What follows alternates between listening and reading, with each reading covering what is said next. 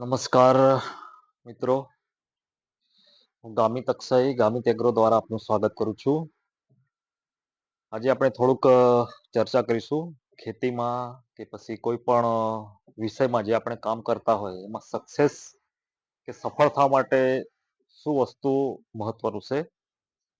તો સફળતા મેળવવા માટે કોઈ પણ કામની અંદર અથવા તો ખેતીમાં જ સમજીએ તો પહેલું પગથિયું છે આપણો વિચાર. આપણે શું વિચારતા હોઈએ છીએ, કેવું વિચારતા હોઈએ છીએ, એ ઇમ્પોર્ટન્ટ છે. જેવો વિચાર એવું કામ અને એવું પરિણામ. બરાબર છે. તો વિચાર મેં ઘણા ખેડૂતોની મુલાકાત કરતો હશો અથવા તો દુકાન પર આવતા હશે તો ચર્ચા કરતા હોય તો વિચારથી એમના વિચારો જ્યારે મેં એમના વિચારો વાતચીત કરીએ ત્યારે એનો વિચાર સાંભળીએ તો એક અલગ જ હોય.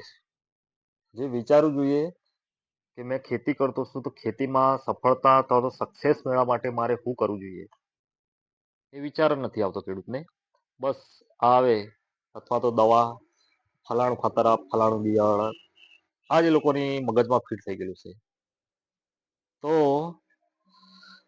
ખેતીમાં સક્સેસ મેળવી આપણે તો ખાતર, બિયારણ, દવા, પદ્ધતિ આ બધું પછી આવતું હોય છે.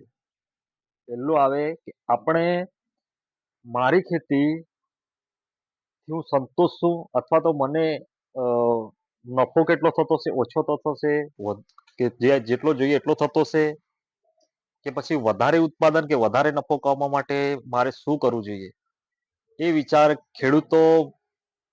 જે ખેડૂત વર્ગ છે લગભગ મારા હિસાબે 90 થી 95% દિમાગમાં વિચાર જ નથી આવતો કે કઈ રીતે ખેતી કરવી જોઈએ, મારે ખેતીમાં હું એડવાન્સ પ્લાનિંગ કરવું જોઈએ એના પર એ લોકો વિચારધારા જ અમલમાં નથી મૂકતા અથવા તો વિચાર જ નથી પ્રગટ કરતા. એટલે દરેક ખેડૂતને મારી નમ્ર વિનંતી છે કે સક્સેસ મેળવવી હોય તો પેલા મગજમાં એક વિચાર પ્રગટ થવો જોઈએ કે હું કરું, કઈ રીતે કરું, કોના પાસે જાઉં, કોની સલાહ લઉં, કોણ બજાર માર્કેટની અંદર સારી સલાહ આપતો હશે તો સક્સેસ ખેતી કરાવતો હશે,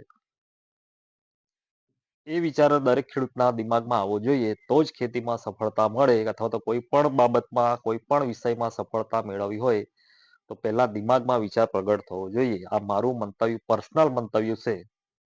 મેં પોતાનું મેં ઘણા બધાના જોયેલા છે કે જે ખેતી અથવા તો કોઈ પણ વ્યવસાય કરતા છે. આ મેન પોઈન્ટ છે સફળતાનો.